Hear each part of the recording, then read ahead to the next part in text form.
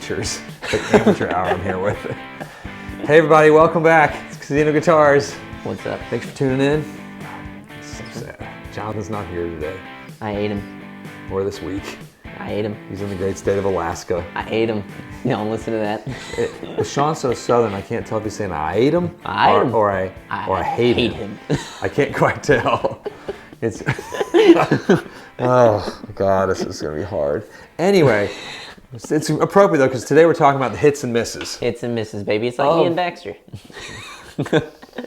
Of the pandemic. At least he wore clean underwear today. I did. How do I know? It's a long story. But no, the hits and misses. There's a lot of new guitars came out, right? There are like tons. Like if you think about it, pandemic's been what, like 2 years? It's. I mean, it's over now. It is It's over. like so we're like sort of like we stopped the period like a little bit. It's not now. So anything coming out now is like not counting in this. This is going to be the post-pandemic. It's kind of like the Renaissance versus the medieval period. That's right. It's kind of cool. The before times.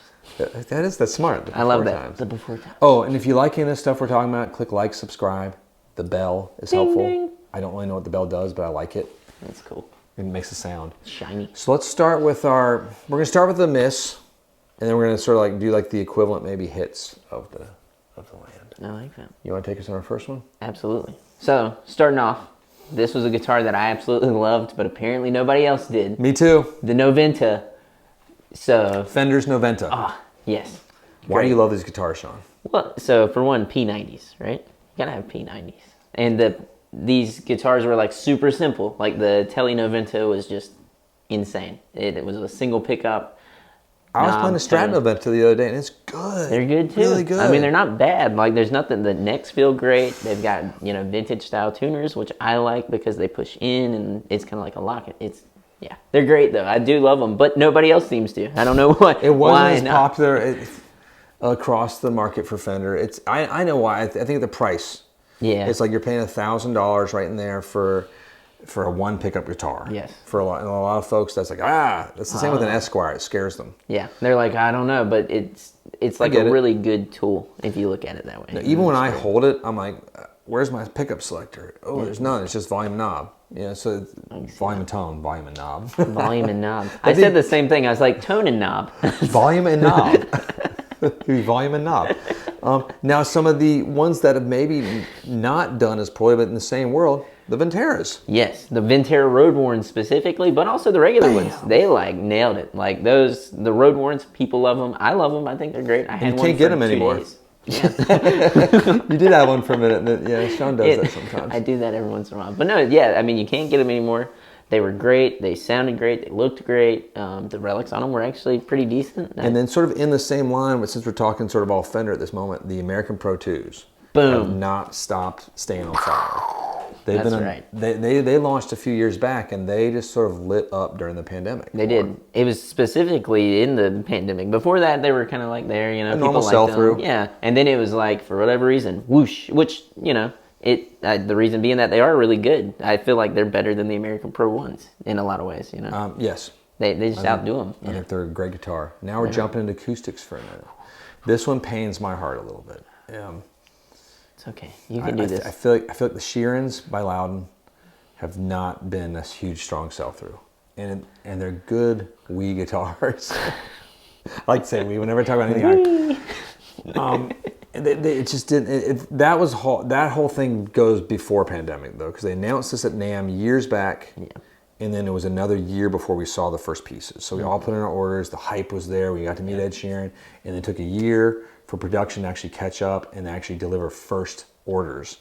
By then, the steam is worn off, and then right when it wears off, pandemic hits. That's right. They've just moved in their new factory. And they're like, oh. Ed Sheeran's supposed to go on tour to promote this whole thing. And everything stops. Wheels hit.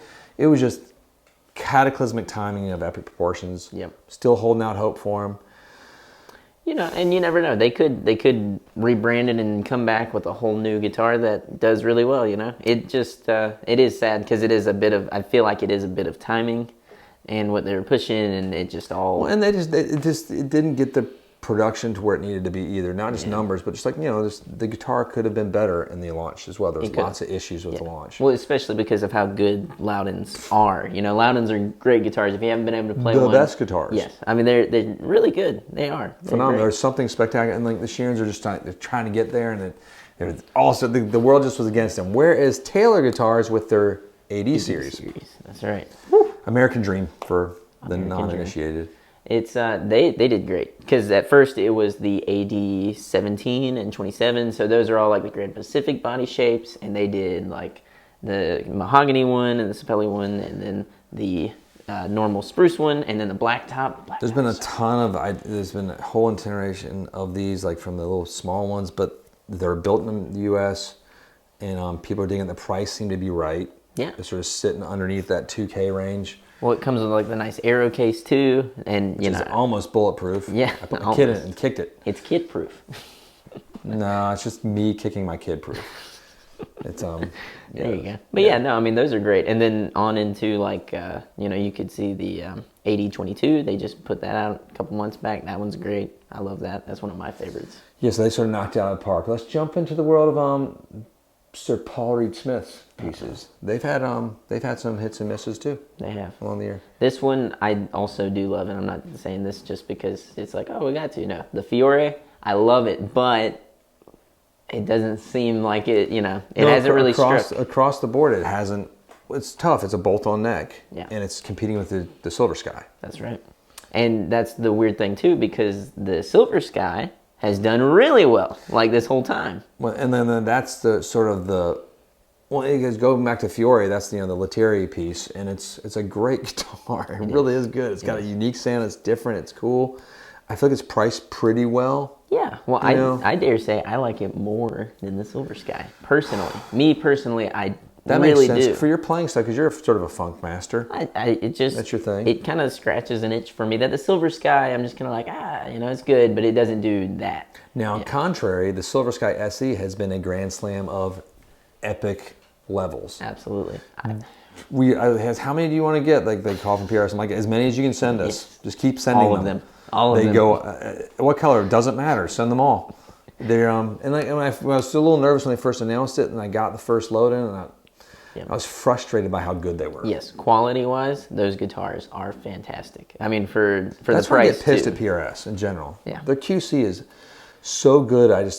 I like having complaints. Yeah, because my wife complains to me about everything I do, so I just want to be able to put that on to people at PRS, and they tend to not get many from me. Yes, the QC is just really good, and especially on those, they do it great. Yeah, Professor Lord, who I work directly with at PRS, that's not his real name. That's sort of what I call him, Professor Lord.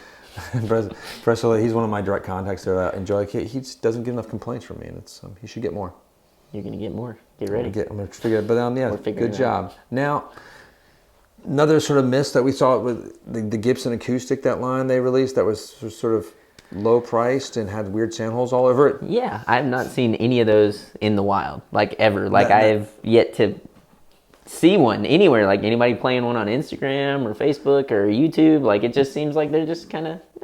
Yeah, the sell through is just sort of a weird thing. It's not gotten great sort of post initial launch reviews. That's right. It's like during launch reviews, it's like careful. It's like a gamer review.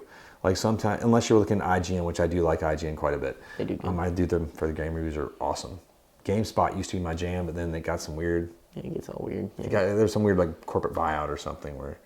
That always messes. I'm a gamer, so I'm right there with you. IGN's honest. They're honest. Have you played Elden Ring?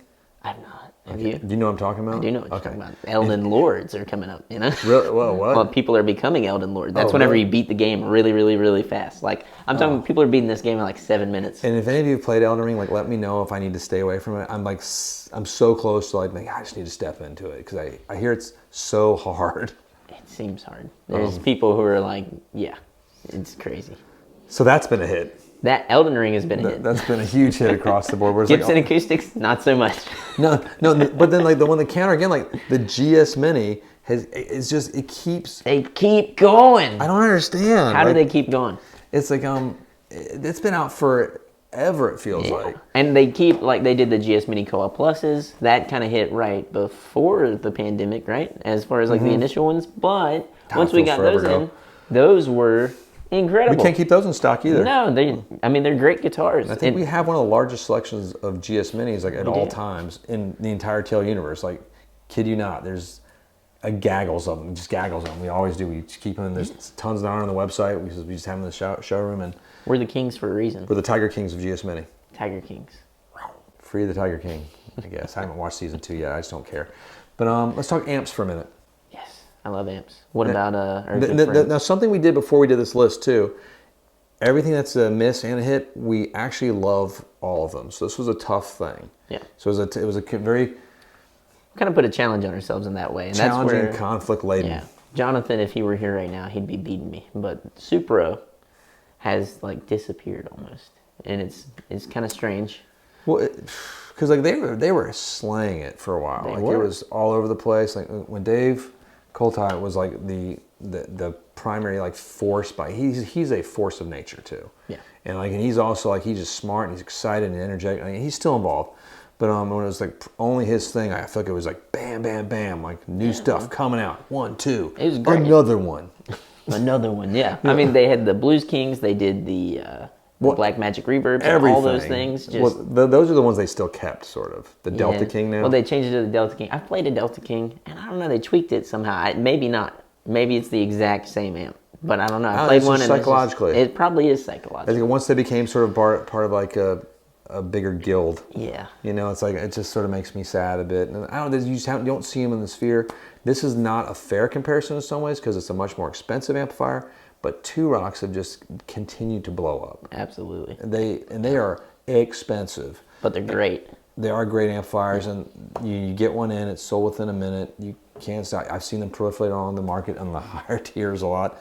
But Magnatone, a little bit lower. Oh, yeah. Crushing it. And Fender tube amps. Yes. Still like out there just going out. And they've raised their prices, I think, quite substantially over the course of the pandemic. They have. But Twin's now $2,000. They are. And that's insane. Whenever I bought mine a few years back, I was like $1,000, and they were going like $1,200 new. I was like, whoa, this is weird. That it was. It was like $11.99 or $12.99 or something was the Twin. Yeah. Then I remember it was up to $1,500. And now we're pretty much almost at $2,000. That's right.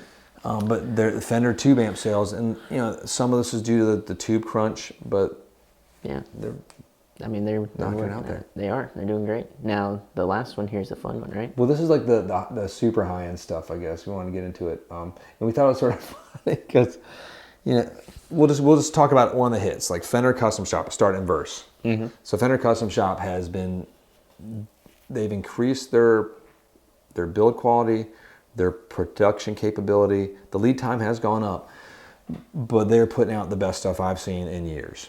I mean, hands down. Team builds alone have... Those are called custom builds now. Custom builds, sorry. I know, sorry, it's been a name change. Name change.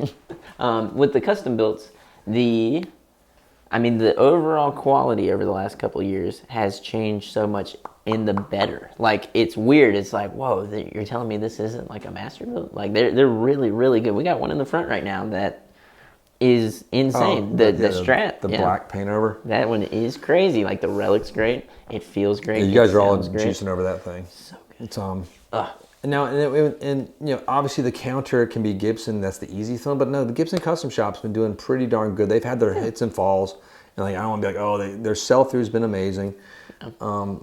But the Gibson partnership with Raleigh was maybe the biggest. That's a flop.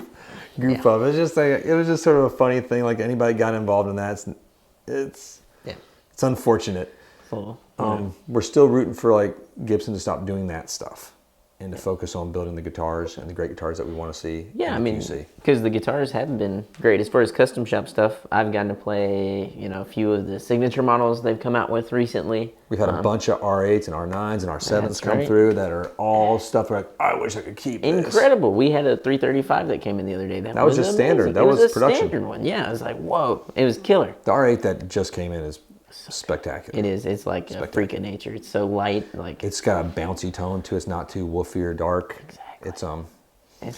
So we're not giving Gibson like a thumbs down. We're giving like just the partnership with Raleigh thumbs down. But that's right. Everything else, maybe they're getting there because they launched the Murphy Labs. Yes. And that had some little stumbles at first, like for a little bit, but then they've kind of come out swinging. I think they're still rock and rolling. I hope that they get to the point where they're like the Fender Custom Shop, because the Fender Custom Shop is hands down just crushing it. They're doing such a good job of making quality instruments, delivering those instruments, and also just looking cool while they're doing it. You know, They're like playing Elden Ring without even like losing once. They can speed play through that Mario Brothers. It's like, got this. They do the backward step trick where they go fast. Another one. I just want to do that over and over. Who's the guy that does that all the time? DJ Khaled. I always like DJ Khaled or something. I mean, I don't want to say it wrong. I'm just going to not say it. So that's fine. Who is it? Khaled. Got it. There you go. I'm not young enough to know who that is, really. I just know that another one. I probably got that from the Chappelle special. That's probably where I'm thinking. I know, and I've seen him like been riffed on like in TikTok and everything. Yeah, he's a freak of nature as well. There's some other ones honorable mentions. We know Ibanez had some bang out hits across the board this year. They did. Yamaha still slays it too. Revstars, baby. Yeah, I mean seriously. Saw Revstar the other day. All the way. This guy wanted one. I'm serious. Revstars are awesome. They're awesome. I mean, like Ibanez, like from like the art core to like their solid bodies, like they have some great stuff. That's their top tier. Well, they got some really cool signature models that are bouncing out right now too. You know, and they. Josh Smith, like weird T-style thing. Yep, that's right. They had some bangers, and it's a bunch of the boutique guys are doing some banging out stuff right now too. But we didn't have time to talk about them all. So let us know what we missed, where you think we're wrong, or I mean, don't scratch that part. Let us know what we missed, or if you like hang out with Sean some. I do. Let me know what you think. All right. Thanks for hanging out with us. Sorry, Sean. I'll see you later. I'll see you later. See you guys later. Bam.